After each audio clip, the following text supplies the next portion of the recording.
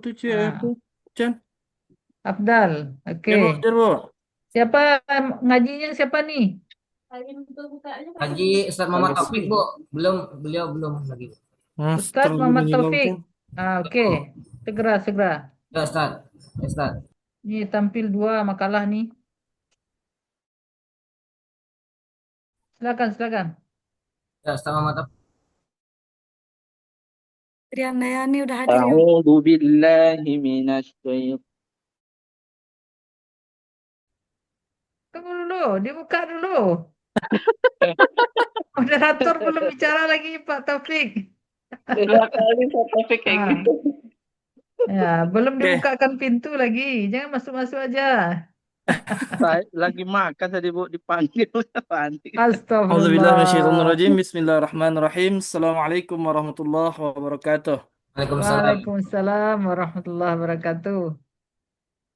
Alhamdulillah Rabbil Alamin. Wa bihi nasta'inu ala umuri dunya wa din. Asyhadu an la ilaha illallah wa dahu la syarika lah. Wa asyhadu anna Muhammadan abduhu wa rasuluh la nabiyya ba'dah. Allahumma salli wa sallim wa barik ala Sayyidina Muhammadin wa ala alihi wa ashabihi ajma'in. Bersyukur kita kepada Allah Subhanahu wa taala dan salawat berikan salam terkhusus untuk Nabi besar kita Nabi Muhammad sallallahu alaihi wasallam yang sama-sama kita hormati yaitu Ibu dosen pengampu kita yaitu Ibu Dr. Linda Swanti dan juga Bapak Prof. Nah, dan yang akan tampil makalah hari ini ada dua orang yaitu Ibu Sifa Fauziah dan Ustadz Jamaluddin. Nah, Ibu Sifa Fauziah dengan judul Pengembangan Instrumen Evaluasi Tahfiz, Hafalan Tajwid dan Ketekunan. Sedangkan Bapak Jamaluddin itu model evaluasi tahfiz berbasis teknologi digital. Dan demi berkahnya pembelajaran kita, marilah sama-sama kita dengarkan lantunan ayat suci Al-Quran yang akan dilantunkan oleh Al-Ustaz Muhammad Taufik LCMA. Mohon maaf tadi terkejut. Allah, tak Jamal. أعوذ بالله من الشيطان الرجيم. الذين يتربصون بكم فإن كان لكم فتح من الله قالوا ألم نكن معكم وإن كان للكافرين نصيب قالوا ألم نستحوذ عليكم ونمنعكم من المؤمنين فالله يحكم بينكم يوم القيامة ولن يجعل الله للكافرين على المؤمنين سبيلا إن المنافقين يخادعون الله وهو خادعهم وإذا قاموا إلى الصلاة قاموا كسالى يراءون الناس ولا يذكرون الله إلا قليلا صدق الله العظيم. Kembali ke moderator. Alhamdulillah, Masya Allah, Barakallah Fik. Baik, untuk presentasi makalah, kita silahkan pertama kepada Ibu Sifa Fauziah.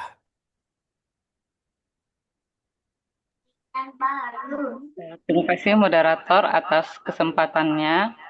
Eh, Assalamualaikum warahmatullahi wabarakatuh. Waalaikumsalam warahmatullahi wabarakatuh. Alhamdulillah alamin. Segala puji bagi Allah Subhanahu wa taala yang telah memberikan kesempatan kepada kita semua untuk hadir pada perkuliahan hari ini. Serta salam kita berikan kepada Nabi Muhammad Shallallahu alaihi wasallam. Selanjutnya yang terhormat Ibu Ketua STEPIK, Ibu Dr. Linda Swanti selaku dosen pada mata kuliah ini juga. Dan yang Saya hormati juga teman-teman semua yang berada di kelas online ini. Selanjutnya, izin saya share PPT.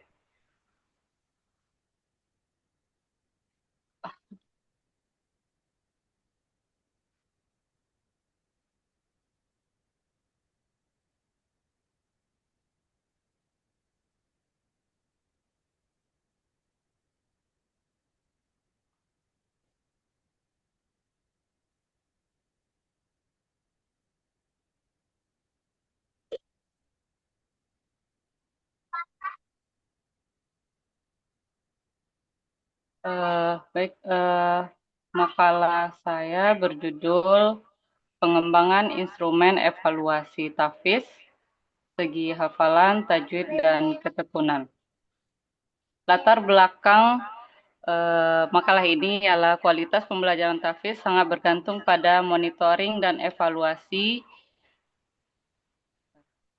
yang tepat. Dalam praktik pembelajaran tahfiz, evaluasi sering bersifat subjektif, tidak sistematis, atau hanya menilai hafalan tanpa memperhatikan aspek tajwid, ketekunan.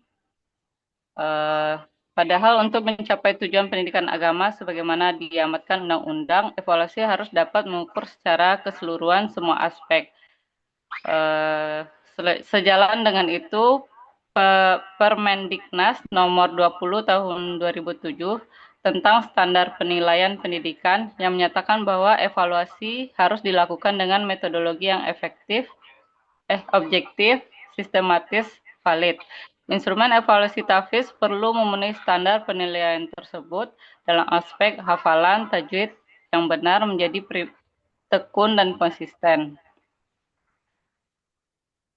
Kemudian rumusan masalahnya dua, yaitu konsep instrumen evaluasi tahfiz. Yang kedua, cara membuat instrumen evaluasi tahfiz. Pengertian instrumen evaluasi tahfiz, alat atau perangkat yang digunakan untuk mengukur proses penilaian sistematis terhadap kemampuan seseorang peserta didik dalam menghafal Al-Quran, baik dari aspek hafalan baru, hafalan lama, kualitas bacaan, ketepatan tajwid, serta adab dan komitmen terhadap proses tahfiz. Instrumen evaluasi tahfiz tidak sekedar mengukur jumlah ayat yang berhasil dihafal, tetapi juga mengukur kekuatan, stabilitas, dan kualitas hafalan dalam jangka panjang. Landasan regulasi untuk menyusun instrumen ini, yaitu Keputusan Dirjen Pendidikan Islam nomor 6093 tahun 2020 tentang Standar Nasional Kompetensi Pendidikan Al-Quran. Regulasi ini sebagai acuan dalam penyelenggaraan pendidikan Al-Quran di Indonesia. Poin yang bisa diambil dalam regulasi ini yaitu standar kompetensi lulusan dan standar penilaian. Bentuk instrumen evaluasi tahfiz berdasarkan standar penilaian regulasi yang tadi itu, di dalamnya itu ada teknik penilaian dapat dilakukan dengan cara tes dan non-tes. Pada penilaian tes terdiri dari tes tulis, tes lisan, dan tes perbuatan. Sedangkan pada penilaian non-tes terdiri dari pengamatan, penyimakan, pencatatan, dan wawancara. Pengembangan instrumen evaluasi tahfiz. Langkah dalam pembuatan instrumen evaluasi tahfiz menggunakan model 4D yang dikembangkan oleh Thiagarajan Samuel tahun 1974 untuk pengembangan instrumen atau media pembelajaran. Model ini terdiri dari 4 tahap utama yang bersifat iteratif atau bisa diulang untuk revisi dan perbaikan. Tahap pertama yaitu define, analisis kebutuhan. Tahap ini bertujuan untuk mengetahui apa yang harus dinilai. Aspek yang dinilai sesuai dengan SKL yang tadi, sesuai regulasi tadi, dapat ditarik dari regulasi itu sesuai dengan 3 aspek, yaitu hafalan, tajwid, dan ketekunan. Yang kedua, penyusunan indikator. Merumuskan indikator pencapaian kompetensi. Indikator ini menjadi dasar pembuatan penilaian. Yang ketiga, pembuatan instrumen atau develop Tahap ini adalah membuat alat evaluasi dan kerangka untuk menyusun bentuk instrumen dengan ranah dan tingkat kemampuan. Misalnya tes hafalan, kuis atau soal tertulis, rubrik bacaan tajwid, lembar observasi ketekunan. Tahap penerapan atau disseminate. Tahap penerapan adalah implementasi instrumen yang sudah dibuat di kelas atau di lingkungan belajar untuk menilai kemampuan siswa secara nyata. Pada tahap ini, guru atau evaluator menggunakan tes, rubrik, observasi, atau jurnal yang telah dibuat sesuai dengan indikator. Di tahapan ini juga memberikan feedback baik untuk guru maupun siswa. Ketika instrumen itu tidak cocok, maka diulang lagi dari identifikasi yang tadi di awal, define. Mungkin sekian dari saya, kembali kepada moderator. Baik, kita persilakan kepada Ustadz Jamal, MK Indonesia.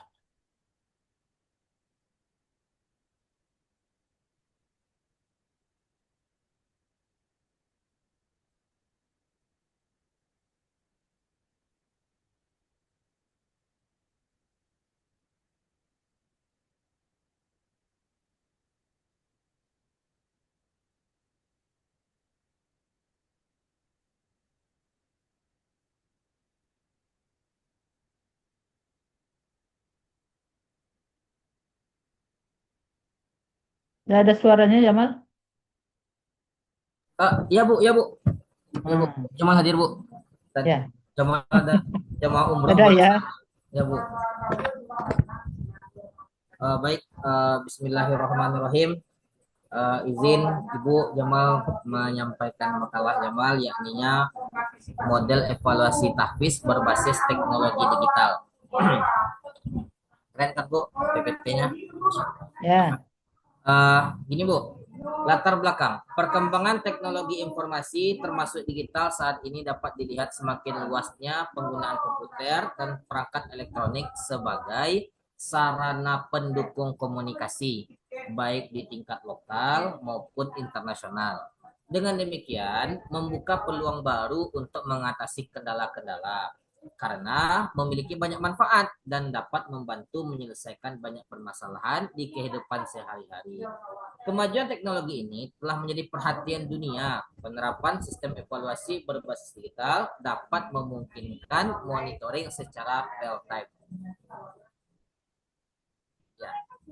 Konsep model evaluasi tahfiz berbasis teknologi digital. Nah, kalau kata evaluasi itu adalah kegiatan untuk mengumpulkan informasi tentang bekerjanya sesuatu. Sedangkan tahfiz itu artinya memelihara, menjaga, menghafal, mengawasi. Yang memelihara betul-betul lah merupakan masdar dari gairu mimmi, dari kata hafaza yuhafizu yang berarti menghafalkan. Sedangkan digital itu secara umum merujuk pada segala sesuatu yang berkaitan dengan teknologi yang berbasis komputer atau perangkat elektronik. Lanjut Kak.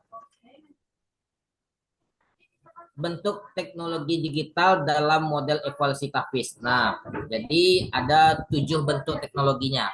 Yang pertama itu evaluasi setoran melalui rekaman audio. Merekam bacaan hafalan, ayat ataupun surat menggunakan aplikasi atau menggunakan ponsel. Yang kedua, menggunakan AI atau aplikasi ini menggunakan teknologi speech recognition.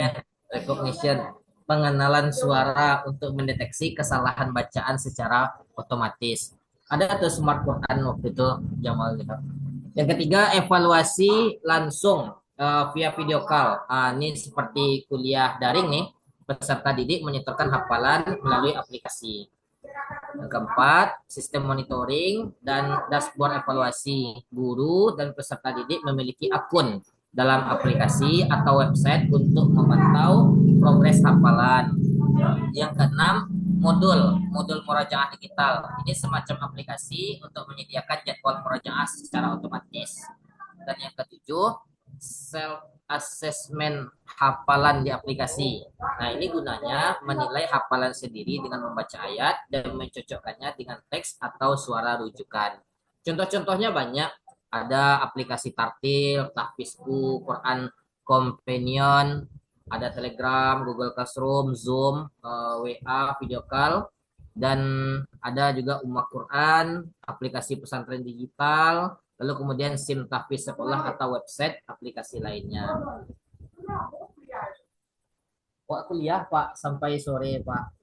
Bu, maaf ya Bu, ada jemaah umroh Bu. Masya Allah. Mau Besok malam lah ya, Pak ya. padahal umroh Datang. Pak. Insya Allah besok malam jamaah tarangan ya Pak. Besok malam jamaah kemah mantan perlengkapan. Bu, maaf ya Bu. Ya, ya, ya, boleh, boleh, boleh. Ya, lanjut. Bukanya udah pergi Bu. Ah, contoh kasus. Nah, jadi Pak, contoh kasus penerapan aplikasi. Nah, ada tes baca Quran saat ujian masuk S2. Nah, kan kemarin itu pas kita pendaftaran dites tuh sama Ustadz Ondriko. Nah, itu contohnya tuh. Contoh menggunakan aplikasi setoran Al-Quran. Lalu kemudian ada pesantren virtual Arisalah Padang, yang mana kegiatan pesantrennya itu melalui via Zoom. Lanjut, Kak. Nah, komponen utama teknologi digital dalam model evaluasi tahfiz. Yang pertama itu komponen input. Nah, pengumpulan hafalan. Peserta didik mengirim hafalan melalui rekaman audio, video setoran, live setoran melalui aplikasi, atau mengupload melalui portal. Yang kedua, komponen proses atau analisis dan penilaian otomatis. Nah, teknologi yang digunakan biasanya itu namanya apa tadinya? Speech recognition Qurani untuk Ya mendeteksi Allah. ayat dan janggalaan bang tajwid checker untuk mengidentifikasi kesalahan tajwid itu pattern matching untuk mencocokkan bacaan dengan mushaf standar ini tanya Riko. Yang ketiga komponen output pelaporan dan visualisasi hasil ditampilkan dalam bentuk nilai hafalan, grafik perkembangan, rekap kesalahan yang sering muncul, arsip rekaman hafalan, catatan guru, dan rekomendasi perbaikan seperti rapor sekolah kita dulu, tapi ini dalam bentuk teknologi ya, dalam bentuk aplikasi. Lanjut Kak. Penerapan model evaluasi tahfiz berbasis teknologi digital. Nah, melalui evaluasi chip yang diterapkan, yaitu eh, persiapan sistem dan pelatihan guru. Nah, suatu lembaga menyiapkan platform aplikasi akun peserta didik dan memberikan pelatihan digital bagi guru dan peserta didik. Yang kedua, setelah persiapan sistem, dikumpulkan hafalan. Peserta didik menyetor hafalan sesuai jadwal melalui media digital. Nah, hafalan ini secara otomatis disimpan sebagai database. Yang ketiga, analisis otomatis dan verifikasi guru. Nah, setelah hafalan disetorkan, guru memeriksa hafalan, mendeteksi kesalahan, dan memberikan penilaian awal. Guru kemudian memverifikasi, menambah catatan, serta memberikan koreksi yang mendalam. Yang keempat, pelaporan perkembangan. Nah, laporan ini dapat diakses oleh peserta didik, guru, dan orang tua. Bisa jadi dalam melalui email, bisa jadi melalui akun dalam dashboard yang lengkap dan mudah dipahami. Yang kelima, ada tindak lanjut pembelajaran. Nah, peserta didik ini nantinya akan diarahkan untuk memperbaiki bagian yang salah, mengikuti murojaah, mengejar target berdasarkan hasil evaluasi secara digital. Nah, jadi kesimpulannya adalah model evaluasi tahfiz berbasis teknologi digital adalah sebuah sistem penilaian hafalan Quran yang memanfaatkan perangkat digital, aplikasi, dan kecerdasan buatan untuk membantu guru menilai hafalan secara cepat, secara objektif, dan terdokumentasi. Model ini tidak menggantikan peran guru, tetapi malah memperkuat proses evaluasi dengan teknologi. Terima kasih. Ibu.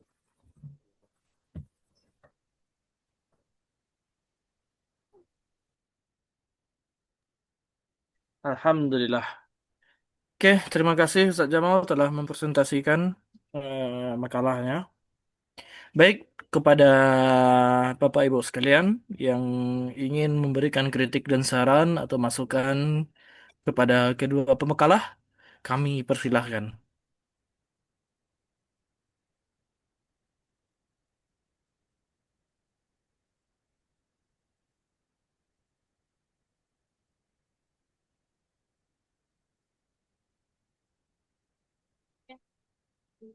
Tidak ada.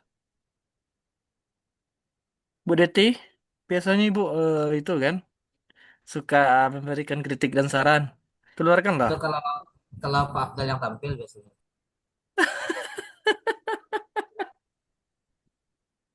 Harusnya Oke. ndak Pak Afdal yang jadi moderator Enggak, ya. Hmm. enggak. Palingan Hmm. cuma tulisan esainya, Bu. Tadi dilihat cuma tulisan-tulisan. Oke. Karena tidak ada yang memberikan kritik dan saran, mungkin nanti dari Ibu pembimbing kita saja. Kita lanjut kepada sesi tanya jawab. Nah, untuk sesi tanya jawab, kita buka 3 pertanyaan untuk masing-masing pemakalah. Maksimalnya, maksimalnya. Nah, jadi bagi yang mau bertanya, silahkan diacungi tangannya, raise your hand, angkat tanganmu, maka kami persilahkan. Satu baru, selesai. Nah, lanjutlah Bu Pet lo. Kasih Bu Pet. 2 sekali Bu Pet. Baik, terima kasih moderator yang sudah memberikan kesempatan bertanya. Izin bertanya kepada makalah yang kedua yang dipaparkan oleh Ustadz Jamal. Ini menarik bahwasannya kita memang berada pada dunia digital sekarang. Dan banyak juga memang yang sudah apa ya, diadaptasi. Sudah mulai diadaptasi tentang digitalisasi pembelajaran tahfiz. Bahkan beredar banyak sekali di Play Store dan lain-lain aplikasi-aplikasi yang juga membantu kita secara individual ataupun lembaga dalam mengembangkan ataupun ya dalam proses belajar mengajar tahfiz begitu. Dan dalam hal ini Pak Jamal, tadi kan kita membahas evaluasi. Dari yang sudah dipaparkan tadi, Masya Allah, menjadi tergugah kita ya. Kayak seru gitu ya, Masya Allah gitu. Nah, yang ingin Anda tanyakan, karena Pak Jamal sudah tentunya mengunyah-ngunyah materi ini, Cara mendapatkan ilmunya kan? Oke. bukan Oh, begini. Kak. Dari yang sudah kita lihat tadi, kita dengarkan paparan tadi, apa sih kelemahan dan tantangan yang mungkin saja akan terjadi jika kita memilih untuk menggunakan basis evaluasi digital ini? Begitu, Pak. Terima kasih, Pak. Masya Allah. Kembalikan Iya, moderator. iya. Terima kasih Ibu Fitri Wulandari. Ustaz Jamal, apakah sudah paham dengan pertanyaan Ibu dari Ibu Fit tadi? Ya Bang, apa kelemahan dan tantangan jika memilih basis evaluasi digital tahfiz ini di kemudian hari? Iya, sah. Selanjutnya, Ibu Deti Yulia. Kami persilahkan. Terima kasih Pak Moderator. Ini bertanya ke pemakalah pertama tentang instrumen evaluasi tahfiz gitu. Tadi Anda lihat lembar lembar apa tadi? Lembar instrumennya ada yang pilihan ganda. Di situ kan ada tuh kayak soalnya itu amma dibaca idgham mutamasilan benar apa salah. Jadi kayak pilihan ganda itu kan menjawab benar atau salah. Terus ada kholaqnakum itu kolahnya dibaca kolkolah benar apa salah kayak gitu kan. Jadi yang ingin saya minta apa pertegasan saja dari pemakalah, apakah memang seperti ini instrumen untuk membuat evaluasi tahfiz?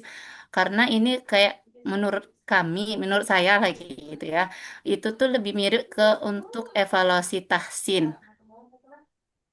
Entah bagaimana dengan misalnya Pak Afdal kan punya rumah Quran juga atau teman-teman yang lain juga punya rumah Quran. eh, Apakah kayak gini gitu instrumennya? Karena kalau dari kayak contohnya tempat sekolah anak kami itu tidak ada yang pakai pilihan ganda kayak gitu. Maksudnya tidak ada yang hanya bacaan tes lisan saja untuk hafalan tahfiz. Tidak ada yang itu mana tahu nanti dengan kita dapat ilmunya dari pemakalah dan ibu dosen nanti Mungkin bisa jadi kayak inovasi baru atau itu namanya pemberian ide kayak gitu. Mungkin itu dulu Pak Afdal dikembalikan kepada moderator. Oke, terima kasih Ibu Deti Yulia Martiana. Bagaimana Ibu Syifa Fauziah? Apakah sudah dicatat pertanyaan dari Ibu Deti? Sudah moderator. Oke. Tidak mau mengkonfirmasi lagi pertanyaannya? Tidak, Ustaz. Oh, mantap. Oke. Dua pertanyaan. Ada lagi, silakan. Ini yang apa-apa kamu kok. Biasanya apa-apa aktif loh. Pak Nah, Limun sedang di rumah sakit katanya. iya Imbau Bu. Cie. Hmm. Ibu Nur sedang sakit. Satu Taufik. Ustaz, Nah, tanya. nah, Pak Desra lah muncul kok. lanjut Ustaz, lanjut Ustaz. Sejahtera.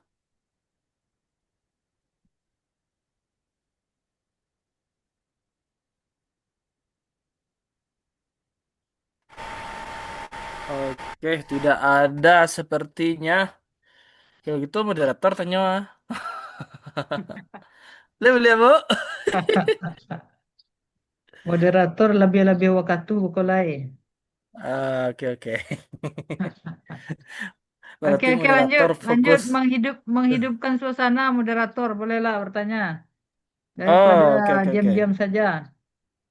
Hmm.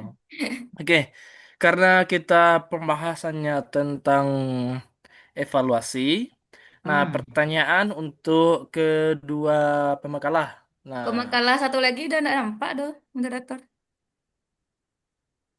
mana saja mal? Nah, ini baru masuk Ah, Oh, lagi. ada. nah. Oke, ini pertanyaan untuk kedua pemakalah. Dicurigai kalau Jamal hilang. Fitri Iya tuh, dah Bu. nerka-nerka, dia sudah menerima pendaftaran orang umrah pula mungkin katanya. Sedang kuliah, PT masuk, angin bau aja. Ya. Ya, Oke, silakan. pertanyaan untuk kedua pemakalah. Apa indikator utama yang sesuai dan reliable untuk menilai keberhasilan hafalan Al-Quran di berbagai level pendidikan? Nah, itu. Misal seperti SD, SMP, SMA. Nah, apa indikator utama yang valid ya, yang sesuai dan reliable untuk menilai keberhasilan hafalan Al-Quran di berbagai level pendidikan? Nah, karena di sini Ustaz Jamal tadi membahas tentang model evaluasi tahfiz berbasis teknologi dan Ibu Sipa membahas tentang pengembangan instrumen evaluasi tahfiz. Jadi itu pertanyaan Anda untuk kedua pemakalah dan tentunya jawabannya sesuai dengan versi makalahnya masing-masing. Nah,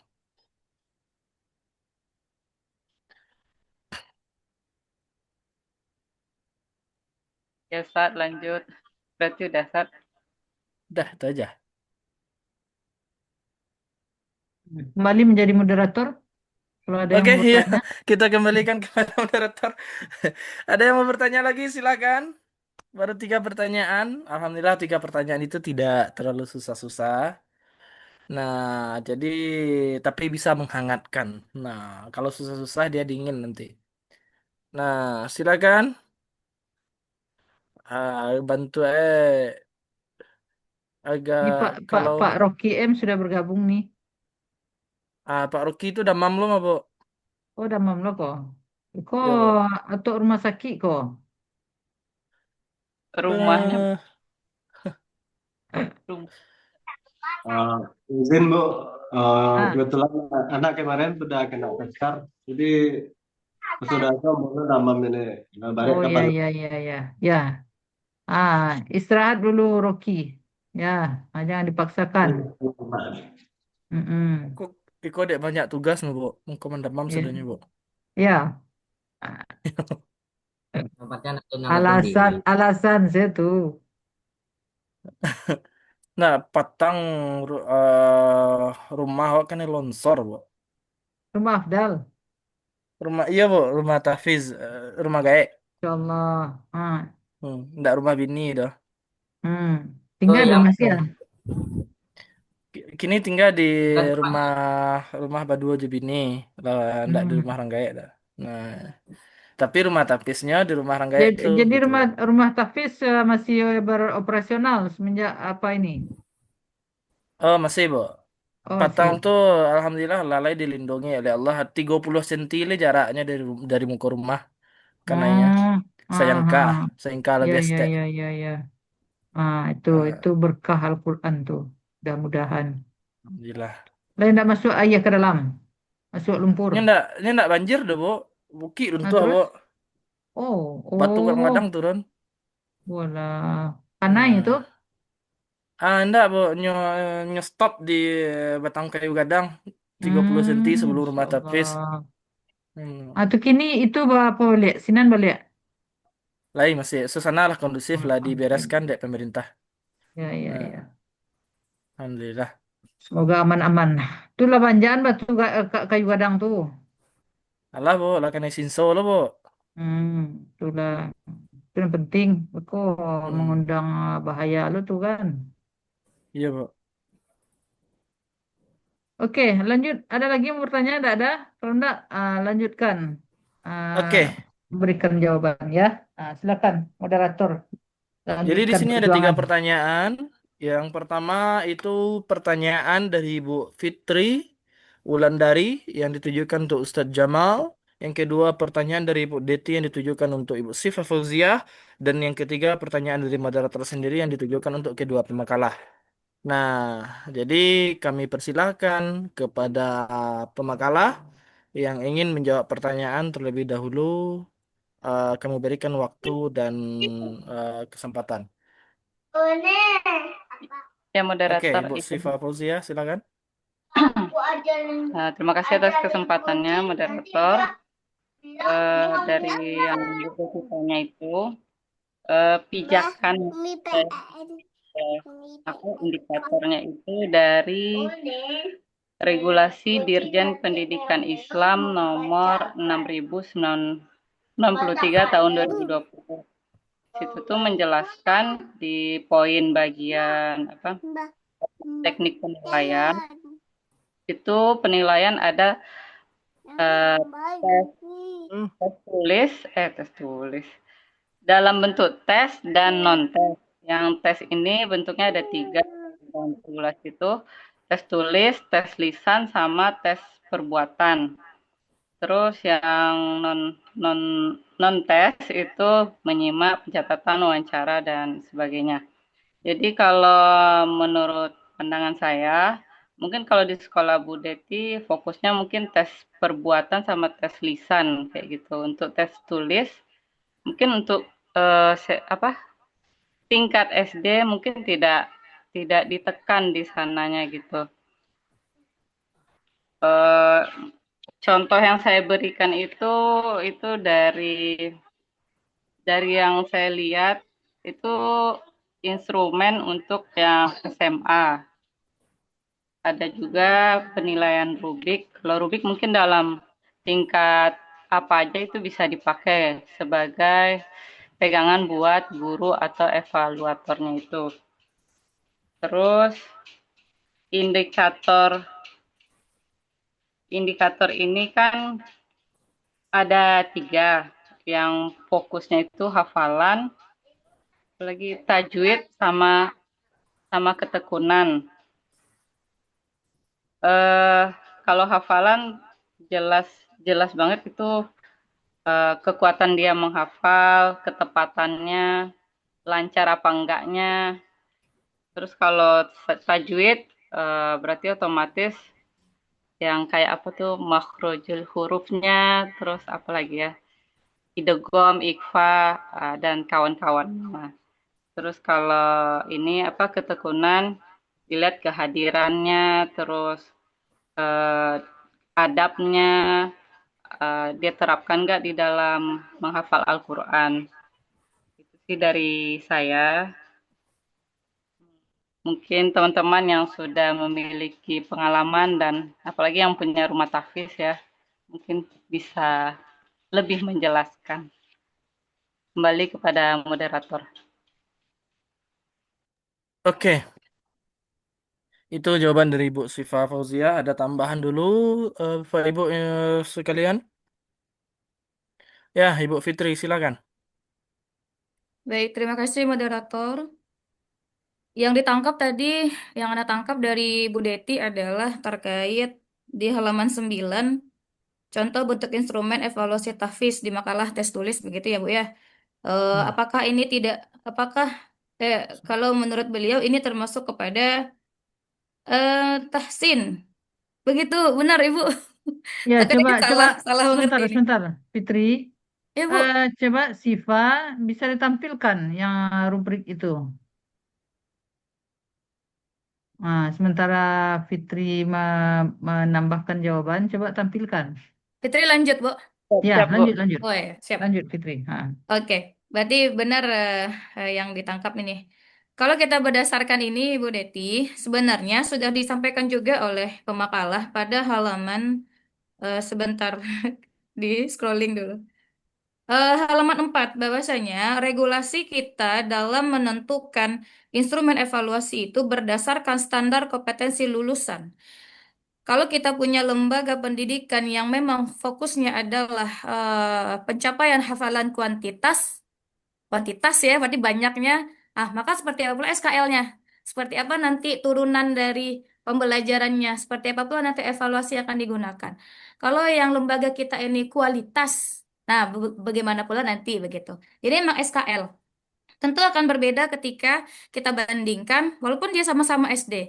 Tapi sini satu SD negeri, satu lagi SD khusus Quran, satu lagi SD IT. Tentu akan punya perbedaan SKL-nya, standar kompetensi lulusan.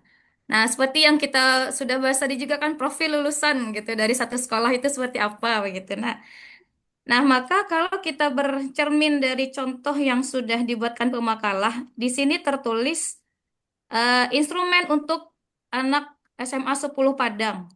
Berarti ini sekolah negeri biasa kan Bu ya? Nah, kita nggak tahu ini apakah ini dalam mata pelajaran di sini tahfiz dan pemahaman Al-Quran.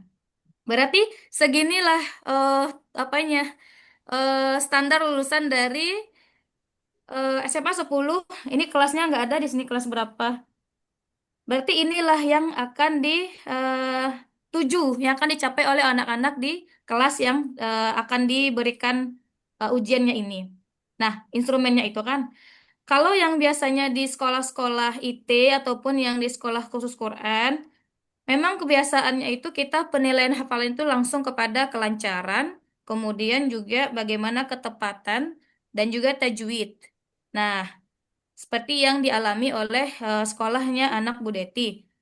Maka tidak ada masalah kalau menurut Ana sesuai dengan standar kompetensi lulusan dari sekolah tersebut. Bisa disesuaikan instrumen apa yang digunakan. Begitu kurang lebih. Dikembalikan. Terima kasih. Masya Allah, Masya Allah. teranglah. Masya Allah. Namanya tuh Hilang ada siang nambah pemahaman. hari, terang nambah bulan. Dengan penambahan dari Bu Fitri Wulandari tadi. Oke, eh ini ditampilkan oleh Bu Sifa Fauzia. Coba di zoom sedikit. Gedangkan Kak, gedangkan. Nah, gedangkan sedikit. Mata ada agak rusak ya.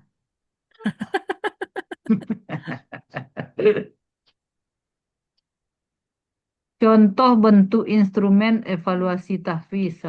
Terus Ini tes tulis. ikut-ikut Hmm. Terus ataskan sedikit.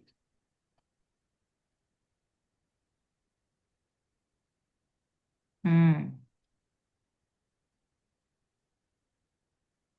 Instrumen tes hasil belajar materi surah An-Nisa. Terus ya. Oke. Nah, ada. Nah, gimana? Paham, paham Ibu ya. Ini di mana nih Pak Siva? Di SMA 10. Ya, SMA 10, Bu. Ya. Ini punya Pak siapa namanya? Pak Pak lupa. Apa? Pak Rahmat. Lupa Ibu sama Pak Rahmat. Pak Suf. Bukan punya Pak Rahmat, punya temannya. Lupa Oh, Bu. Pak apa ya? Ya, ya, ya, ya, ya. Hadi namanya kalau nggak salah. Dia Siapa? Pak Pak Hadi. Pak Haryadi. Pak Pak Muhammad Hadi, dia ambil S3 Bu. Terus dia menerapkan Hmm, ini apa? Mencoba ya, ya, pakai ini gitu. Evaluasinya. ya. Baik, Bu apa? Mau nambahkan Bu apa nih? Bu Rosida? Maaf Bu Linda, baru nyampe di rumah nih ya, baru tenang. Oh, iya, ya. Ada kendala tadi di dalam perjalanan yang panjang Oh, lebar. iya, iya. Oke, oke, oke. Baik, Lanjut mungkin saya aja. tambahkan sedikit boleh yang ini, masalah yang ditampilkan tadi, atau Hmm, yang mana nih? Yang ya. tadi Bu. Yang ditampilkan ini? Ya, pertanyaan saya berkaitan dengan pertanyaan Deti tadi, instrumen evaluasi tahfiz. Oh gitu. Mm-mm. Baik, Assalamualaikum warahmatullahi wabarakatuh. Salam warahmatullahi. Nah, tentang instrumen penilaian tahfiz itu kan kita mungkin pencapaian itu CPL-nya berbeda-beda. Setiap sekolah itu kan ada perbedaan. Tidak bisa disamakan antara sekolah umum, sekolah IT, dan sekolah apalagi dia pondok pesantren yang khusus notabene-nya tahfiz kan gitu. Nah, jadi kalau saya melihat tentang penilaian ini adalah berkisar kepada sekolah masing-masing gitu. Tidak bisa disamakan gitu. Nah, seperti kalau di SDIT atau SMPIT atau SMAIT itu penilaian tahfiz itu di samping dia kelancaran dan ketepatan tajwidnya itu juga tadi pengamalan. Nah, jadi kalau yang ditampilkan oleh Bu Syifa ini di bidang penilaian tajwid itu kan hafalan itu kan ada bidang tajwidnya, ada bidang hafalannya, ada bidang ketercapaian hafalannya sesuai dengan target yang diberikan oleh kurikulum sekolah itu tersendiri. Nah, di samping itu ada lagi ketepatan iramanya, artinya membaca itu ada irama sedikit walaupun dia tidak maksimal gitu. Nah, kalau yang ditampilkan oleh Bu Syifa ini adalah sebahagian dari penilaian hafalan bidang tajwidnya. Seperti kami di sini ada penilaian hafalan itu, ada tajwidnya, itu tajwid itu 1 poin dengan seluruh komponen tajwid. Baik dia gunnahnya, baik dia matnya, baik dia sifatul huruf makharijul hurufnya dan wakaf wal ibtidanya itu 1 penilaiannya. Karena di hafalan ini kita tidak terlalu banyak untuk yang cabang-cabang penilaian. Yang kedua, yang dinilai itu tadi kelancaran hafalannya. Yang ketiga tadi dari target hafalan yang sudah ditentukan oleh sekolah atau jenjang sekolahnya itu tercapai tidak, gitu. Apabila itu tercapai, berarti hafalan anak tuh bisa melebihi dari target nilai yang kita tentukan gitu. Kalau di sini penilaian hafalan itu kalau KKM-nya atau 80 itu bagi anak-anak yang tercapaian hafalannya misalnya hanya separuh dari yang ditargetkan begitu. Nah, seperti itu mungkin. Jadi untuk penilaian kalau saya itu tidak bisa disamakan, tergantung dengan target sekolahnya atau kurikulum yang menentukan sampai di mana target hafalan itu tersendiri. Nah, kalau saya tadi penilaian observasi ini saya agak kurang paham juga sih bagaimana cara wawancara dengan anak tuh penilaian hafalan itu saya tidak memahami hal itu. Terima kasih, mungkin itu saja tambahan dari saya.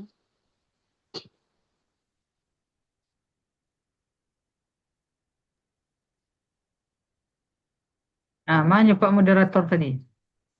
Bari ayah ke Dir, moderat. Oh, awak ada ya. sedang terhipnotis mendengar Bu Rosida. Oke. Ibu Rita juga ada tambahan kayaknya. Silakan Bu Rita.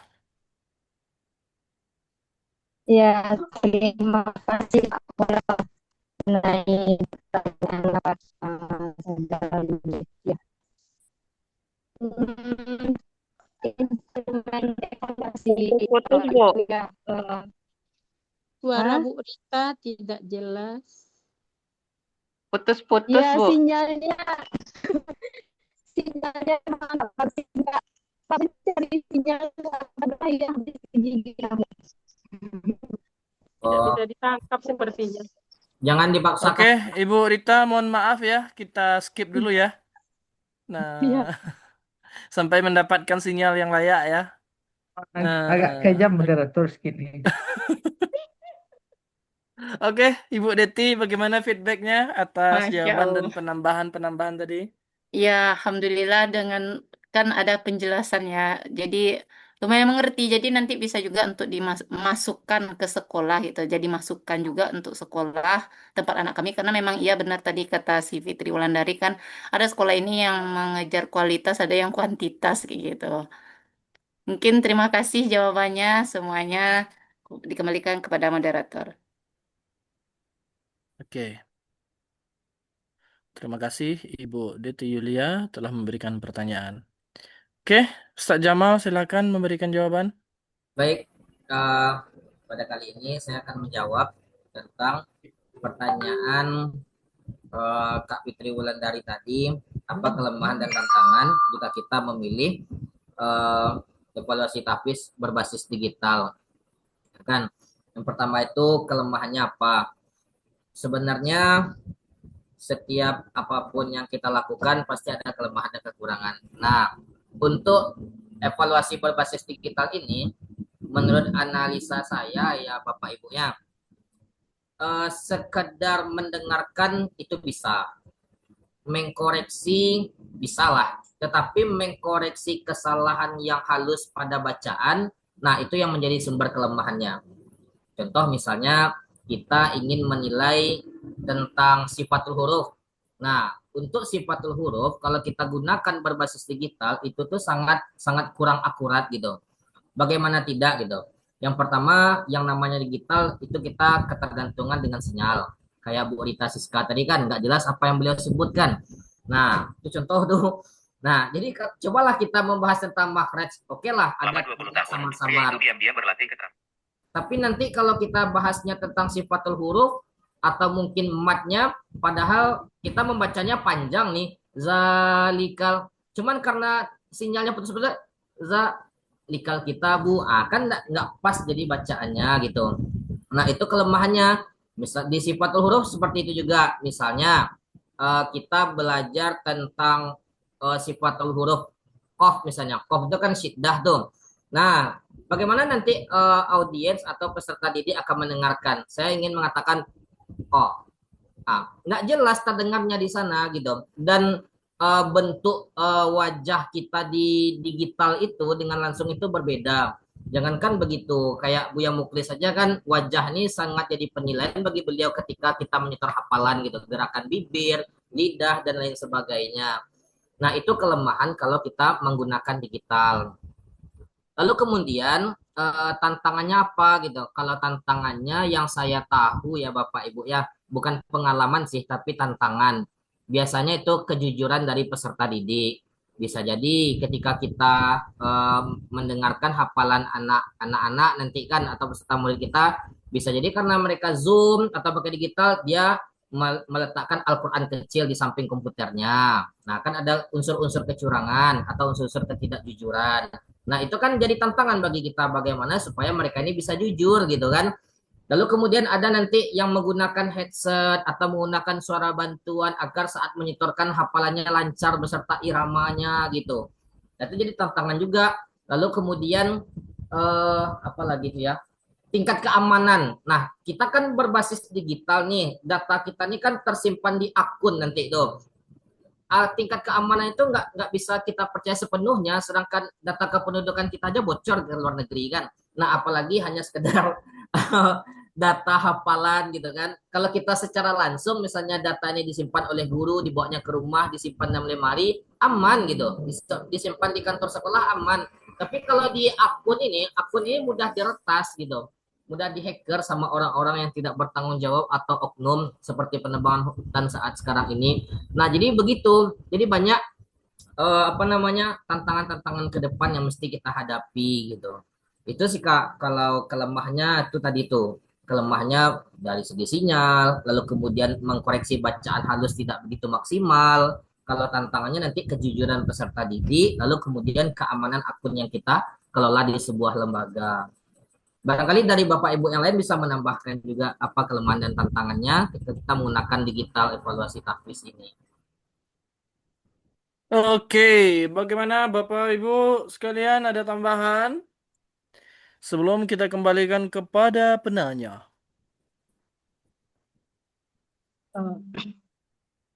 Baik, Ustaz Abdul, Silahkan, Ibu Rosida. itu kan kelemahannya tadi sudah jelas.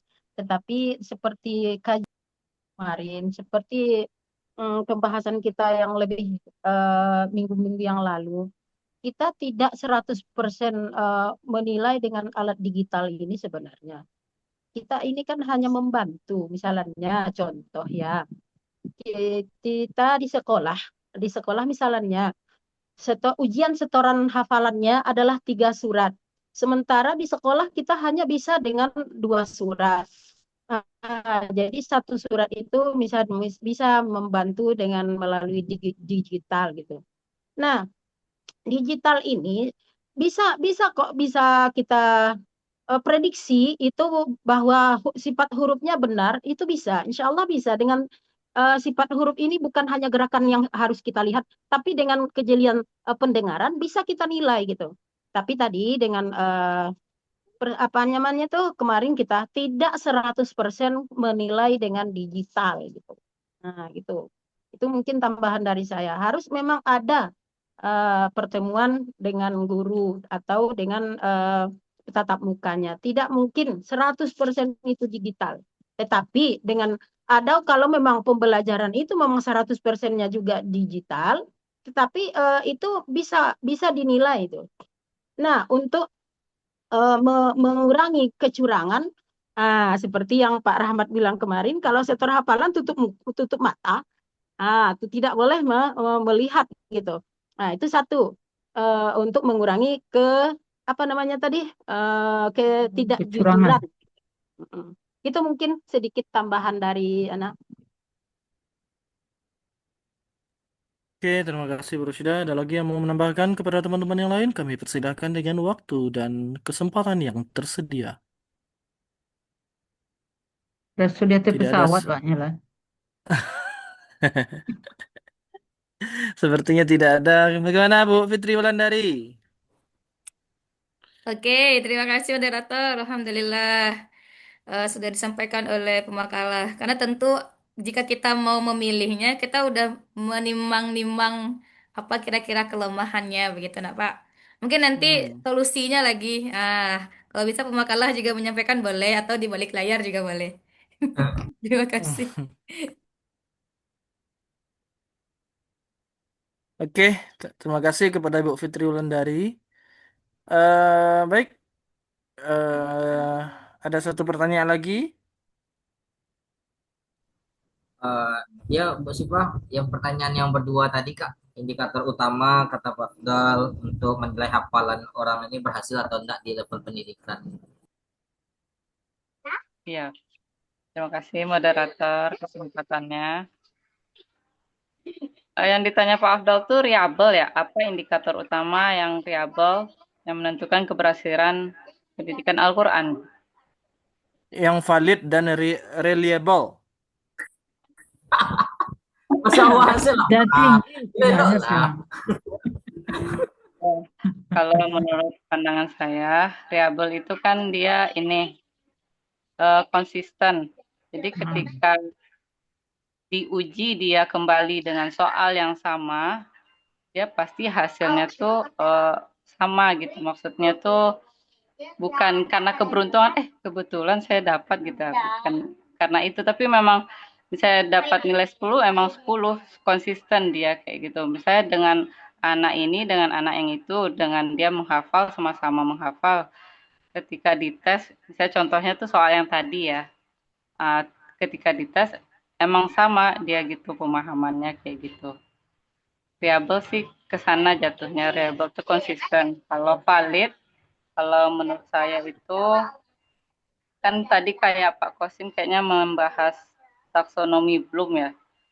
Kan di dalam taksonomi itu ada 3 dimensi, 3 ranah. Di dalam buku Bu Linda yang pernah di-share juga ada membahas itu. Ranah itu kognitif, psikomotor, efektif. Dari sana kita bisa membuat itu apalah yang tadi kata Pak Kosim itu kognitif itu kan ada berapa ya? Ada 7 ya, ada 6. Nah, kalau dari tingkat SD mungkin levelnya hanya untuk mengingat dan menerapkan. Mengingatnya itu berusaha dia mengeluarkan hafalannya dari kepala dan menerapkannya itu dari mulutnya itu. Tepat nggak dia menerapkan dari hafalannya itu. Itu yang menurut pemahaman saya sih. Jadi instrumen itu reliable dan valid bisa diambil dari ranah taksonomi Bloom itu. Ranah kognitif, psikomotor, dan efektif. Kognitif mungkin lebih ke hafalan sama tajwid, apa sih namanya itu, ilmunya. Terus kalau psikomotor mungkin ke ininya apa, pengucapannya itu tepat apa enggak kayak gitu. Pengeluaran tajwidnya itu tepat apa enggak. Terus kalau efektifnya mungkin ketekunan, terus adabnya. Mungkin itu dari saya. Sekian, saya kembalikan kepada moderator. Ya, menambahkan Pak Afdal, tadi kan Pak Afdal kan nanya tentang di level pendidikan ya. Jadi kalau menurut saya indikator yang sesuai lah atau yang bisa kita konsistenkan kalau kita bermulanya dari SD ya, barangkali kita fokus utama kita tuh pada ketepatan hurufnya. Jadi sebelum bacaan itu benar dilafazkan oleh anak-anak yang baru pandai berbicara, kalau misalnya belum benar, berarti belum dianggap berhasil. Karena bacaan dasar itu akan menjadi penentu bacaan mereka di masa yang akan datang. Lalu kemudian setelah mereka huruf hijaiyahnya itu betul, di tingkat SMP nanti kita bisa masukkan tajwidnya. Fokus di tajwid dulu. Lalu kemudian baru nanti kita konsistensi di hafalan seperti murajaah, seperti tasmiyah, takrir, dan lain sebagainya. Nah, ketika kita sudah sampai di perguruan tinggi, kita kan sudah banyak mendalami ulumul Quran. Baru nanti kita membahas tentang kualitas bacaan, pemahaman, dan pengamalan gitu. Itu sih sedikit tambahan dari anak terkait tentang indikator utama kita itu di level pendidikan itu seperti apa gitu. Itu aja Pak. Terima kasih Pak. Ada penambahan dari Bapak Ibu sekalian, silakan.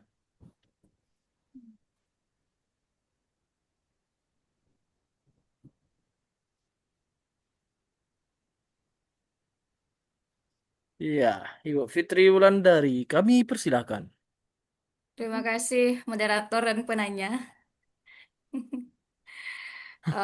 Dari yang sampai disampaikan oleh pemakalah, sepakat bahwasanya memang sesuai dengan taksonomi Bloom. Dalam evaluasi itu kan kita melihat 3 hal, aspek kognitif, psikomotor, dan afektif. Dalam hal hafalan, barangkali bisa kita eh, bagi kognitif itu menjadi kuantitas hafalan, kan pengetahuan tuh. Kemudian psikomotor itu bagaimana kualitasnya, bagaimana dia terampilnya dia melafalkan. Kemudian juga afektif itu bisa kita ambil, kita bagi menjadi bagian aspek sikap dan penerapannya, pengamalannya, murojaahnya seperti itu, kedisiplinannya dalam murojaah hafalan. Kemudian ini menjadi indikator utama yang tentunya pasti akan valid dan reliable, karena yang namanya hafalan kan pasti akan berputar dalam hal ini saja, kuantitas dan kualitas. Kemudian penerapan, kalau sudahlah didapatkan tapi tidak diterapkan atau tidak diulang-ulang lagi, ya, maka seperti yang sama-sama kita udah tahu lah, berlalu begitu saja hafal itu nanti gitu. Nah, kalau kita bicara tentang lembaga pendidikan, lagi-lagi kita akan bicara tentang bagaimana SKL dari sekolah itu sendiri. Kalaupun indikatornya sama seperti yang telah disampaikan di atas, yang tadi itu gitu ya, tiga aspek tadi itu. Tapi kalau sudah masuk kepada ranah pendidikan yang mereka punya level pendidikan yang berbeda-beda, mulai dari TK, SD, SMP, SMA, bahkan perguruan tinggi, tentu bobot penilaiannya akan bergeser juga sesuai dengan peserta didiknya tadi. Kalau TK, mungkin mereka mengetahui dulu atau memulai dari surah-surah pendek. SD sudah mulai diajarkan tajwid basic. Tajwid basic apa matobi'i ini lebih kompleks lagi tajwidnya. SMA begitu dan begitu pun sampai ke itu kan khusus ya maksudnya pembelajaran tahfiznya lebih khusus dan bahkan pendalaman tentang Al-Qur'annya juga ada mata kuliahnya. Tentu akan bertambah lagi bobot penilaiannya seperti ulumul Quran kah dan lain-lainnya gitu, Pak. Eh, maka indikator utama boleh sama, tapi bobot penilaian itu pasti akan berbeda sesuai dengan level pendidikannya begitu. Dikembalikan ke moderator. Terima kasih. Oke, bagaimana penanya? Nah, baik, terima kasih atas jawaban dari Bapak Ibu sekalian. eh Sekarang hari udah jam 15:05 dan nanti apa? Ya, artinya kita sudah sampai di penghujung waktu diskusi. Meskipun masih ada pertanyaan yang akan kami berikan, feedback yang akan kami berikan, tapi untuk saat ini dirasa cukup. Nah, apalagi sebenarnya masih sangat penasaran apa maksud speech recognition yang ditulis oleh Ustaz Jamal tadi. Ya, dan baik, Bu, Bu, izin Bu, Ya, kembali Bu. ya. Eh, oke. Baik, Bapak Ibu sekalian, Alhamdulillah diskusi kita telah selesai. Mari kita dengarkan siraman ilmu yang harus kita terima dengan keridhaan dan keikhlasan hati. Mudah-mudahan menjadi berkah untuk kita bersama. Kita persilahkan kepada Ibu dokter kita, yaitu Ibu Dokter Linda. Dipersilahkan, Baik. Bu, dengan waktu dan Assalamualaikum segala warahmatullahi hormat. wabarakatuh. Waalaikumsalam warahmatullahi Waalaikumsalam. wabarakatuh. Ibu serasa-rasa menghadiri dan mengikuti acara wisuda kadang-kadang ya juga. Karena MC ini mantan apa moderator ini mantan MC ya. Jadi terulang kembali ingatan Ibu kepada masa-masa lalu dan kapan masa ini kan berulang lagi gitu kan. Amin lah nanti Dengan wisuda kalau udah tahu. ya, eh, jadi kalau dulu menjadi MC, sekarang mau diwisuda lagi kan gitu. Nah, Amin, apresiasi insyaallah. dulu pada dua pemakalah yang sudah menyampaikan makalahnya di hadapan kita semua. Eh, Hmm, ya, nah, banyak langsung tepuk tangannya ke muncul ya ke layar.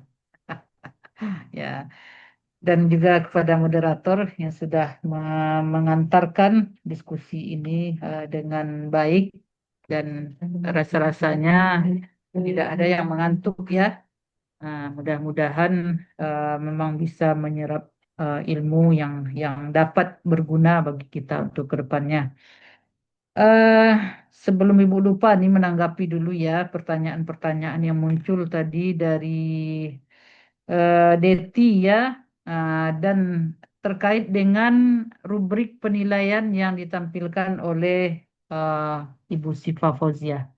Ya, tadi Ibu setuju, ya prinsipnya Ibu setuju dengan apa yang disampaikan Fitri Wulandari, bahwasanya masing-masing lembaga pendidikan itu mempunyai standar kompetensi lulusan yang berbeda.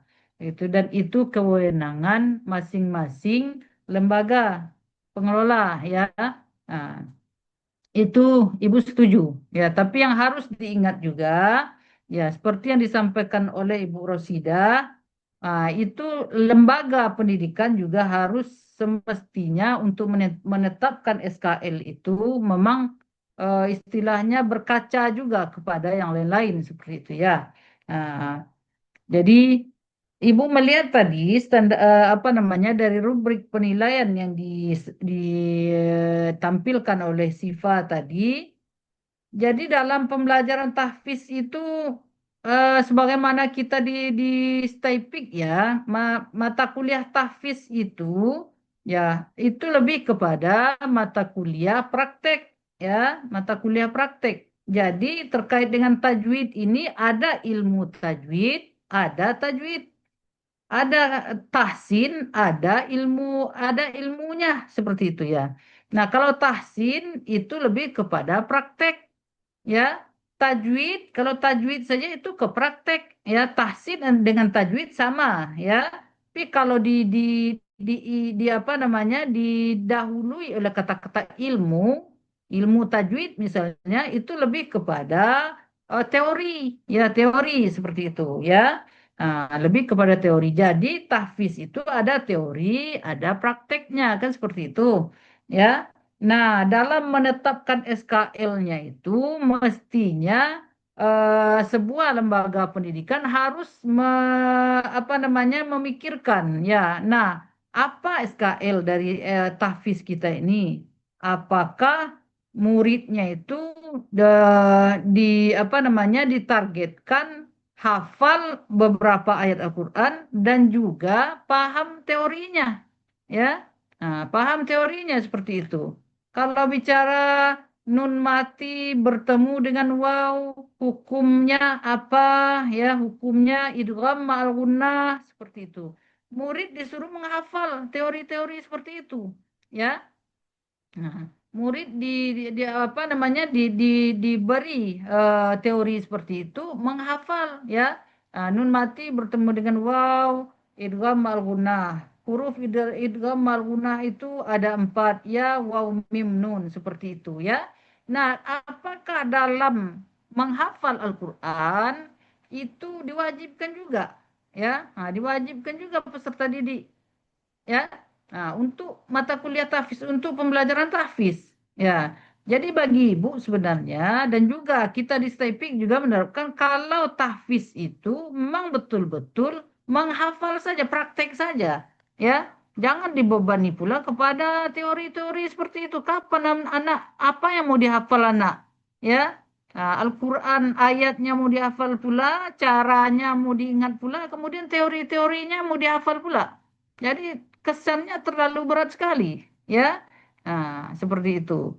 Ya. Nah, jadi harus juga itu maka itulah harusnya ada konsorsium ya, konsorsium kalau di STEPI kalau di tingkat perguruan tinggi kan ada konsorsium dosen namanya konsorsium mata kuliah, dosen pengampu mata kuliah apa target yang mau kita capai dalam pembelajaran sebuah mata kuliah seperti itu ya. Nah, maka di sana disepakati oleh dosen pengampu. Kalau di sekolah tentu guru menyepakati. Guru tahfiz itu kan tidak satu orang saja. Ada grup tahfiz itu ada agak 10 atau berapa gitu ya. Maka itu menyatukan persepsi di awal sebelum membuat silabusnya. Apa target yang mau dicapai? Apakah siswa diharapkan mampu menghafal ayat Al-Quran 1 juz per semester, kemudian mampu juga menghafal, menguasai teori-teori ilmu tajwid seperti itu. Ya, nah, jadi kalau memang itu apa namanya target yang mau dicapai, maka dalam pembelajaran juga harus seperti itu ya. Nah, kata Fitri tadi apa namanya target yang mau dicapai itu dirancang ketika awal pembelajaran, awal semester. Ya, apa target yang mau dicapai, kemudian bagaimana cara mencapainya, itu terkait dengan pelaksanaan. Ya, yang namanya pendidikan itu kan pembelajaran itu tidak lepas dari proses perencanaan, kemudian pelaksanaan, kemudian evaluasi, kan gitu. Ya, nah, di perencanaan itu apa yang dikerjakan? Salah satu di antaranya adalah merumuskan silabus dan RPS. Ya, dalam merumuskan silabus itu pertama yang dikejar adalah tujuan pembelajaran, target yang mau dicapai, kan gitu. Nah, dalam target mau dicapai itu apa? Ya. Nah, apakah dalam pembelajaran tahfiz siswa diharapkan juga menguasai teori-teori tentang hafalan, ya, tentang tajwidnya, ya. Atau dalam dalam tujuannya itu hanya siswa dapat membaca, menghafal dan melafazkan dengan baik surah apa namanya surah Al-Baqarah misalnya seperti itu ya. Nah, biasanya nih ya, kalau tahfiz itu tidak sampai ke sana, tidak sampai ke apa namanya teori-teorinya seperti itu, ya. Itu ada pembelajaran lain lagi, ya, namanya ilmu tajwid misalnya, atau tahsin misalnya, ya. Nah, di sana kita belajarnya. Kalau di hafalan, kalau di tahfiz itu yang dilihat ya hafalan, kelancaran hafalannya, ya itu yang diuji juga, itu juga yang diajarkan, ya. Kemudian apalagi tajwid. Tajwidnya itu maksudnya tajwid praktis, bukan ilmu tajwid. Ya, oh, tidak perlu pula anak menghafal ya nun mati bertemu dengan lam, bagaimana membacanya, apa hukumnya, idgham bila gunnah, begitu ya. Tidak perlu pula itu diberikan materi kepada siswa, terlalu banyak, tidak jadi mereka menghafal nanti. Ya, nah. Jadi seperti itu, ya. Jadi teori-teori itu yang penting di pembelajaran tahfiz itu bagaimana mereka bisa mempraktekkan bacaan yang benar, bukan menghafal teorinya, ya. Nah, sekarang teori-teori seperti itu sudah banyak yang membantah bahwasanya Pak Pulo lebih kepada teorinya yang lebih diapakan, ya, lebih dimaksimalkan.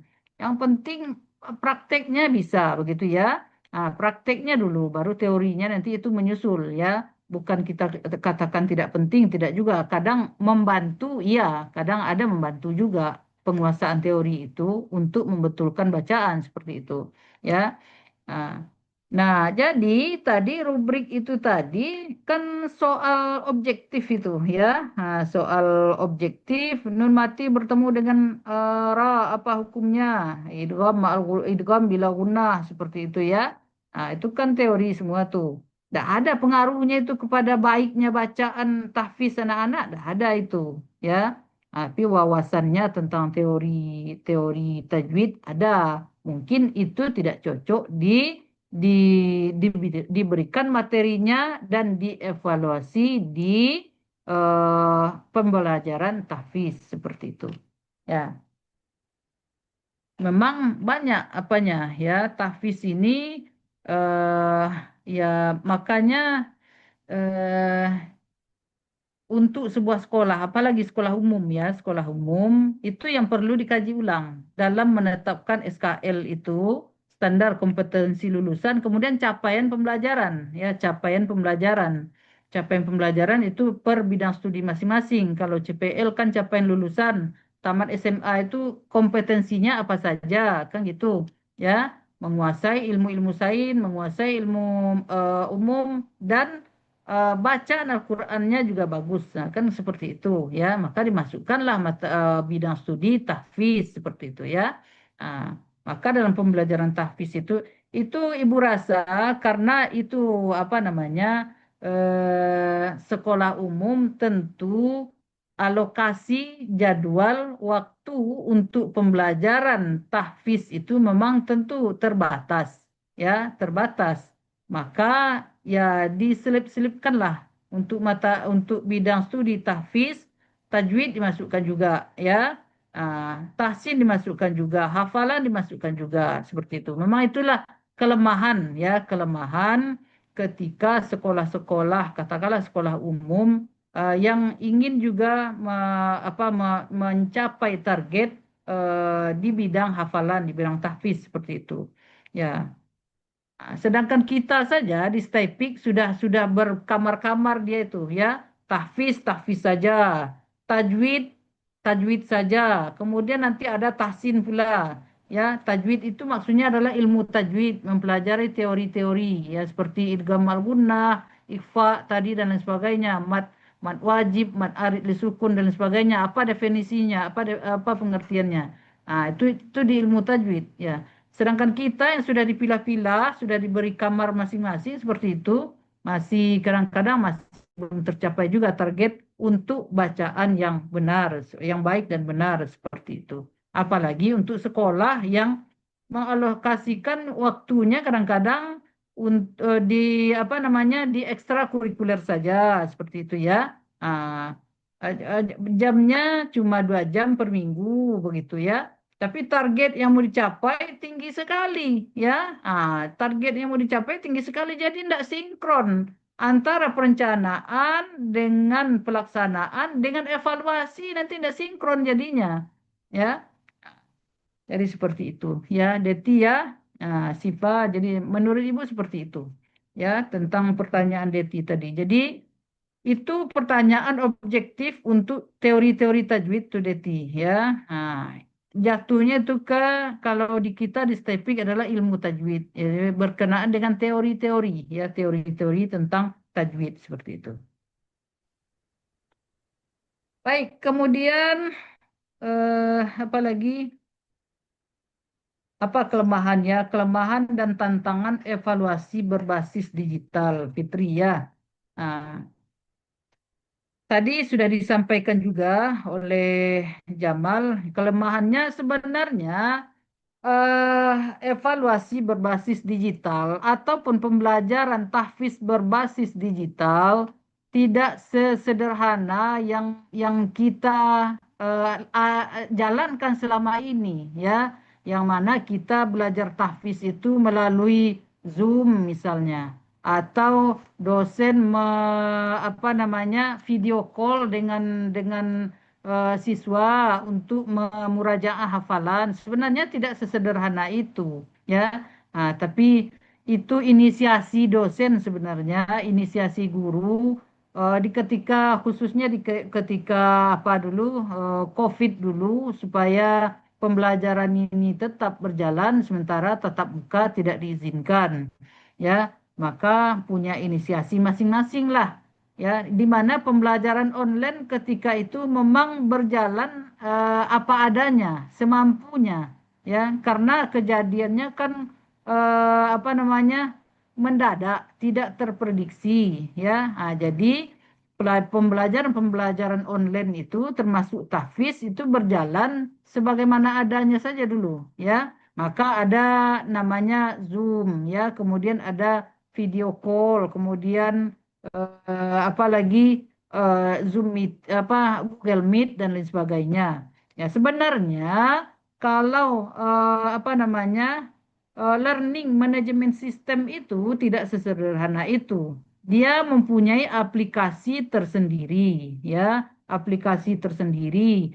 Ini kalau kita di Staypick itu yang ada baru kan tentang apa namanya sistem akademik ya, SIAKAT itu ya, sistem akademik informasi akademik digital seperti itu.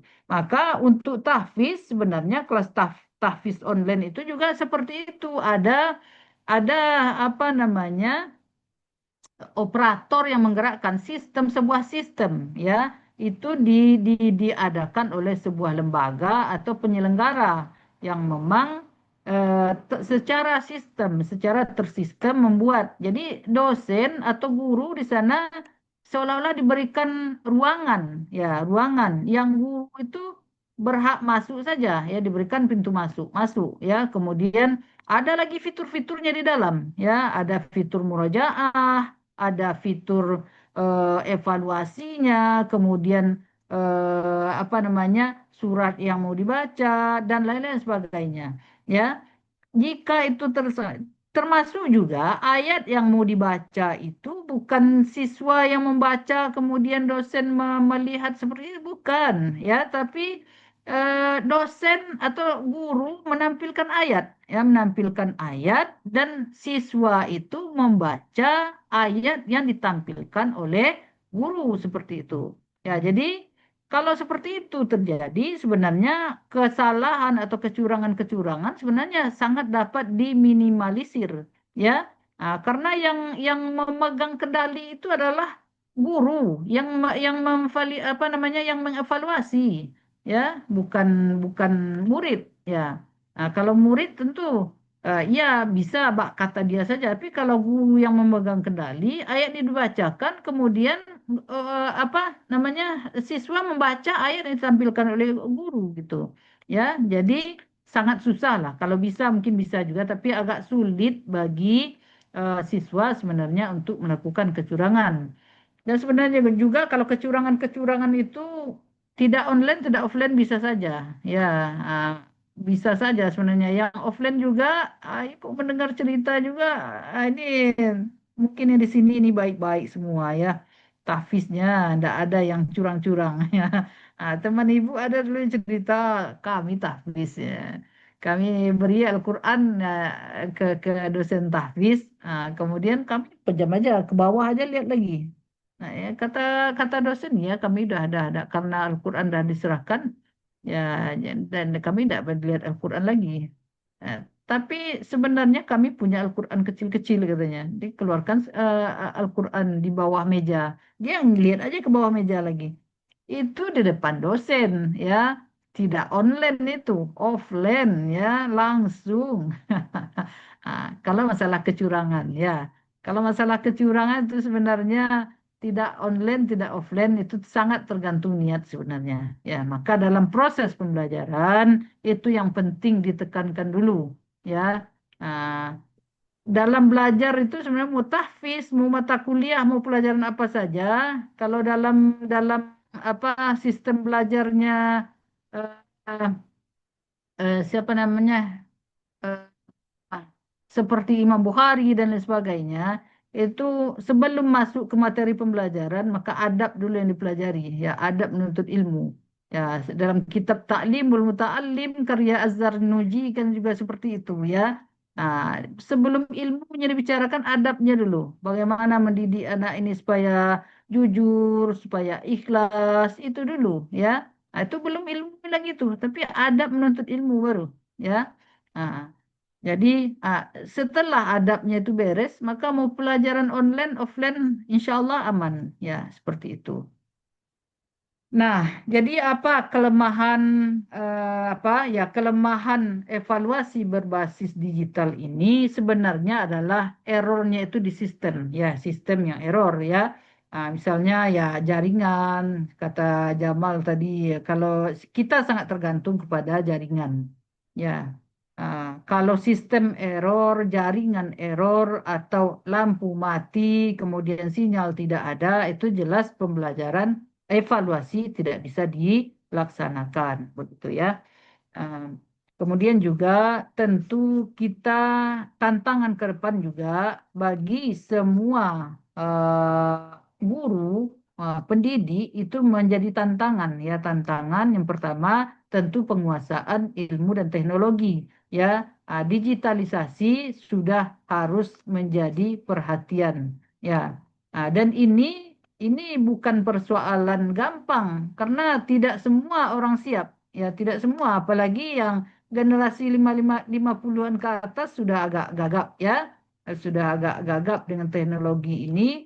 Jadi kadang-kadang ada guru itu yang memilih mengundurkan diri ya, untuk mengajar, eh, dan bersedia mengundurkan diri karena apa? Karena tidak siap dengan pembelajaran yang berbasis digitalisasi.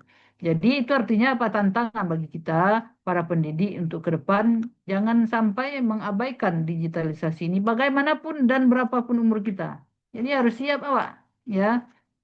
Nggak bisa wang ngecian doa awak dah tua, nggak bisa lain, nggak bisa ya, nggak bisa seperti itu. Ya artinya kalau seperti itu ya siap untuk tidak tidak di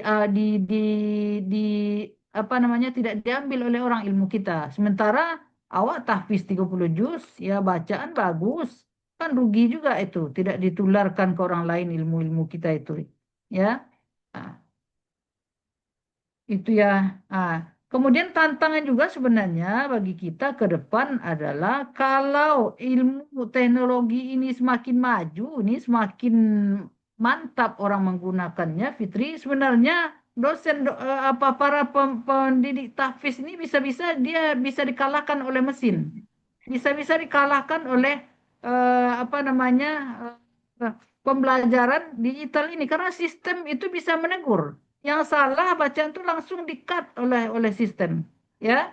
Nah, jadi seolah-olah guru tidak ada begitu penting sama dia lagi, ya. Nah, maka ke depan tentu itu menjadi tantangan bagi kita bagaimana jangan sampai ya tahfiz ini pun juga sudah selesai dengan digitalisasi ini saja karena sudah bisa kan apa namanya ya seperti dikatakan speech recognition oleh Jamaluddin tadi itu berat itu Jamal ya sistem yang canggih itu yang jikalau sebuah mesin yang mampu mendeteksi bacaan-bacaan hafalan orang ya salah sifatul huruf itu baik bisa dia membaca ya bunyi dia ya nah, saat kita salah membacanya ya itu tergantung bagaimana kita memformatnya bagaimana seseorang memformatnya ya kalau salah huruf apa kode yang dia keluarkan salah baris apa kode yang dia keluarkan bisa semua ya seperti itu jadi dengan demikian itu tantangan bagi kita bahwasanya dari mana kita lagi peran peace itu ya kalau itu semua sudah diselesaikan oleh sistem, oleh digital, apa yang mau kita berikan yang tidak bisa diberikan oleh sistem, oleh mesin-mesin seperti itu. Begitu. Ya. Jadi kita dituntut kreatif dan ilmunya itu memang tidak terbaca oleh sistem, tidak dimiliki oleh sistem seperti itu. Nah, itu yang perlu kita siapkan sebagai seorang pendidik begitu. Ya, Jamal angkat tangan kayaknya. Enggak, Bu. Enggak Oh, ada enggak jam ya. angkat tangan. Oh, ini rupanya kursor Ibu ada di apa Jamal ya. Baik. Nah, kemudian apa indikator ya? Pertanyaan Afdal tadi apa indikator utama apa? Ya, indikator utama valid dan reliable ya reliable untuk menilai keberhasilan hafalan di berbagai level ya yang pertama valid ya ini dah pelajaran dengan Pak apa ini ya Prof ya validitas reliabilitas kemudian apa satu lagi eh efektivitas ya Aktivitas. ya valid Efektif. ya, validitas ya itu evaluasi ini kan menilai, mengukur ya. Evaluasi ini kan menilai, mengukur sejauh mana proses pembelajaran itu berhasil ya. Nah, itu maksudnya evaluasi. Dalam evaluasi itu ada tiga prinsip, ada reliabilitas, ada validitas, ada efektivitas. Ya. Nah, validitas itu antara yang diukur dengan pengukurnya sama. Ya, jangan berbeda. Ya, kalau yang diukur itu berat, ini contoh sederhana, kalau yang diukur itu berat, jangan mengukurnya dengan pengukur panjang atau pendek. Kita kalau mengukur eh, apa namanya mengukur beras misalnya dengan apa mengukurnya? Dengan timbangan ya dengan timbangan jangan diukur dengan meter ya jangan diukur dengan meter berapa senti panjang beras ini tidak cocok dia tidak terukur tidak valid hasilnya nanti ya oh mengukur meja panjang meja berapa. Itu dengan apa mengukurnya. Jangan dengan Meter. timbangan ya jangan dengan timbangan ya mengukurnya tentu dengan meter seperti itu ya jadi sesuai antara alat pengukur dengan yang akan diukur. Ya, dalam evaluasi itu mesti ya. Itu dia tadi ya. Contohnya hafalan mengevaluasi tahfiz dengan ujian tulis ya. Yang ujian tulis itu bermuatan teori-teori tentang tajwid ya. Artinya validitas itu tidak tepat begitu ya. Tidak valid itu evaluasi yang dilaksanakan. Ya. Nah, jadi pengukurnya dengan yang diukur tidak sinkron seperti itu ya. Nah, kemudian yang kedua reliable. Reliable itu ya apa namanya ajek atau teruji Ya, berulang-ulang diuji dengan nilai yang sama juga. Ini Afdal misalnya ujian dengan ibu dapat nilai 99 misalnya. Ya. Nah, besok ujian dengan Pak Kasim dapat nilai 99 juga. Ya. Besok ujian dengan Pak Zalnur dapat nilai 98. Ya. Ujian dengan Pak Safrinurdin, ujian dapat nilai 100. Ya. Nah, itu artinya reliabel itu ya. Memang terukur. Banyak yang mengukurnya berulang-ulang kali mengukur tapi dengan hasil yang sama. Terima kasih ya. Alhamdulillah. Nah, itu reliabel namanya ya. Nah, indikator utama valid dan reliabel untuk menilai keberhasilan hafalan ya. Itu tadi ya. Bagaimana validnya indikator valid ya, validnya keberhasilan hafalan ya. Nah, tentu yang pertama diuji ya sesuai dengan kriteria-kriteria hafalan ya, hafalan dan diuji dengan yang kompeten, yang ngujinya juga kompeten. Nah, masing-masing level bagaimana? Ya, tadi ada level kognitifnya taksonomi Bloom itu kan ada berapa? 1, 2, 3, 4, 5, 6 ya. 6 level ya. Satu mengingat, memahami, menghasilkan, menganalisis, mengevaluasi dan mencipta. Ya, kalau dalam dunia pendidikan yang mengingat itu hanya level paling rendah, level SD ya, sekolah dasar mengingat. Nah, kalau di tahfiz kita di stepik apa apa kita target kita mengingat supaya aja baru ya. Mengingat ayat Al-Quran itu 5 juz payah aja baru. Padahal itu itu level terendah itu kalau taksonomi belum mengingat ayat, menghafal ayat ya. Ah, ya, tapi memang gitulah apa namanya luar biasanya Al-Quran itu ya, tingginya ilmu yang ada dalam Al-Quran. Nah, mestinya untuk SD ya mengingat kalau hanya mengingat ayat, menghafal ayat itu tentu untuk SD anak sekolah dasar. Kalau berdasarkan taksonomi belum tadi ya. Tapi lagi-lagi ini terpulang juga kepada apa namanya keinginan dan target masing-masing lembaga. Ya, ada juga sebenarnya bisa juga tidak hanya mengingat saja. Ya, tidak hanya mengingat saja, bisa juga untuk memahami di level SD itu. Ya, ah, kita pernah melihat orang menghafal Al-Quran itu dengan metode atau apa namanya pendekatan kinestetik ya. Ada lomba tahfiz di televisi itu, lomba anak-anak tahfiz yang dalam membaca ayat itu dengan gerak-gerik ya, dengan gerak-gerik. Misalnya ketika apa namanya ayat tentang gunung misalnya ya apa dia dia lambangkan dengan dia kasih dengan gerak-gerik ya itu apa artinya dia paham ya ayat yang dia baca paham itu sebenarnya ya oh ini wal jibal gunung nih sehingga dia bayangkan dia gambarkan dengan tangannya gunung gitu ya artinya dia paham itu ya. Nah, paham ayat itu, tahu dia terjemahannya. Nah, itu sudah level memahami itu, ya, sudah level memahami begitu, ya. Nah, jadi bisa sebenarnya sampai level memahami itu di SD juga, tapi mungkin dengan target ayatnya tidak terlalu banyak, ya. Ah, itu tadi menurut Fitri tadi ada kuantitas, ada kualitas. Kalau kita bicara kuantitas saja, SD menargetkan 5 juz, sehingga memahaminya itu tidak kan mungkin bisa dicapai. Karena apa? Untuk menghafal itu saja sudah banyak waktu yang dibutuhkan, apalagi untuk memahaminya.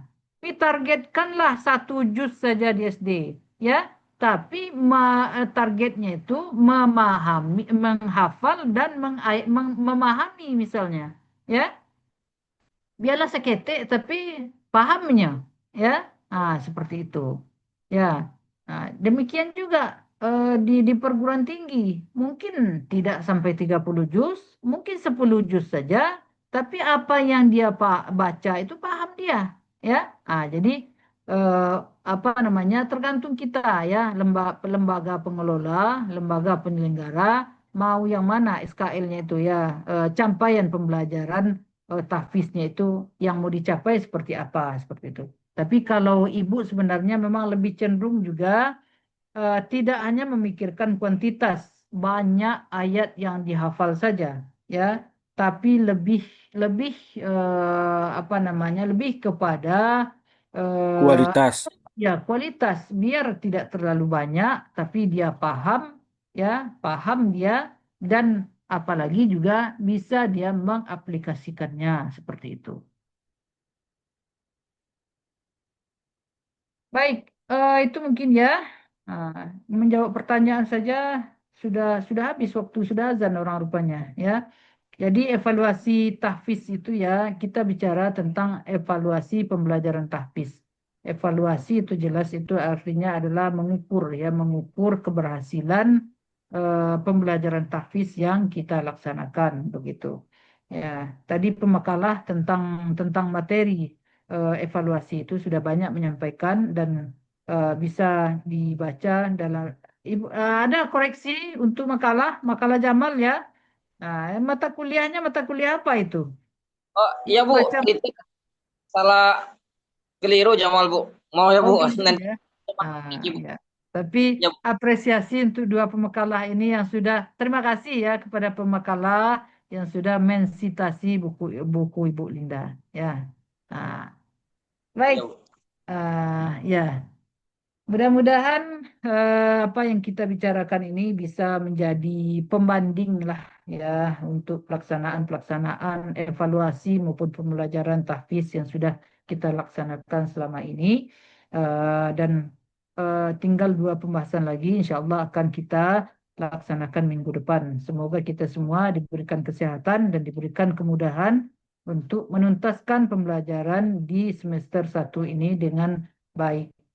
Dan kita mendoakan bagi Ibu Nur Hidayah dan juga Pak Rocky M dan yang lainnya juga yang mungkin dalam keadaan kurang sehat. Semoga diangkatkan penyakitnya oleh Allah Subhanahu Wa Taala dan kita semua diberikan kesehatan. Sudah Amin ya Allah. sudah azan, kita cukupkan pembelajaran sampai di sini dan dengan membaca hamdalah dan doa kafaratul majalis. Alhamdulillah. Alhamdulillahirrahmanirrahim. Alhamdulillahirrahmanirrahim. Subhanakallahumma wa Allahumma bihamdika wa asyhadu an la bihamdika ilaha illa anta asyhadu an astaghfiruka la wa atubu ilaha ilaik. illa anta astaghfiruka wa atubu ilaik. Assalamualaikum warahmatullahi wabarakatuh. Waalaikumsalam warahmatullahi Waalaikumsalam Waalaikumsalam wabarakatuh. warahmatullahi Makasih banyak, wabarakatuh. Bu. Ya, sama-sama. Bu. Aja Ibu Bu. absen dulu ya, Ibu absen dulu sebentar.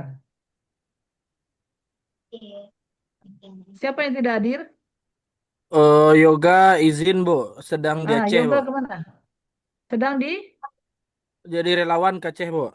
Oh lah, katanya sakit apa? Ada sehat ya? Yoga izin. Siapa lagi? Yang lain dianggap Izzatul hadir ya. Mujahidah ada Bu nak? Nur Hidayah masih ada di Zoom. Kemudian Bu. Rocky ada, Pak Alimun ada. Diizin, Ya Bu. dihadirkan saja ya. Baik, oke. Assalamualaikum warahmatullahi wabarakatuh. Waalaikumsalam Waalaikumsalam. warahmatullahi wabarakatuh. Terima kasih, Bu. Ya, sama-sama. Izin keluar ya. Ya, Bu.